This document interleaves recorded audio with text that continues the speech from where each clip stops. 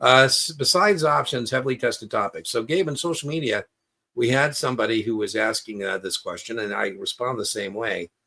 Make sure that you pay attention to the test content outline of Series 7. Function 1 on the content outline is finding a customer. Function 2 is opening the customer account.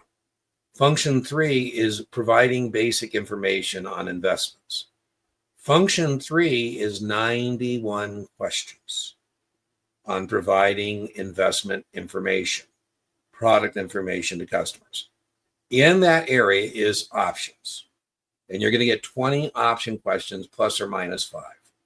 So, you told me 15 or 25, I wouldn't be surprised. But options, munis, municipals are 20 plus or minus 5. Mutual funds are plus 20 plus or minus 5. So about 60 plus or minus 10, 15 is going to be options, munis, and mutual funds. For those of you about to test, we salute you. This guy in social media, Gabe, he told me he's going to go for it in 7-10 days. And, I said, well, geez, I think that's pretty foolish, but is what it is. Make sure you do as much work as you can on options, munis, and mutual funds. There you go. Yeah, well, Filter, good point. Good point, Gabe. So the 3 styles of questions you get on your Series 7 are recognition, practical application, and judgment questions. You cannot on your Series 7 be giving up recognition questions. Like, when do trades settle? T+1.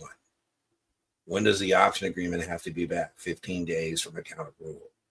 You can't be giving up recognition questions.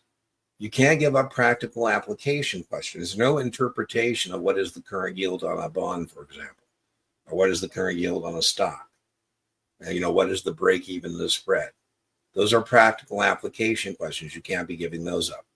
The hardest questions on Series 7 are judgment questions. And I think that's the biggest difference between the SIE and the Series 7.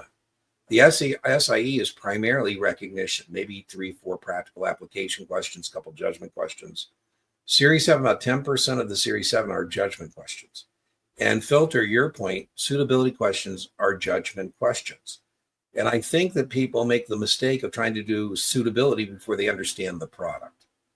And so if you are informed on the products, the investment vehicle, then you'll know who that vehicle is appropriate for or inappropriate for. So, for example, partnerships aren't liquid, very testable. That's a suitability question, right?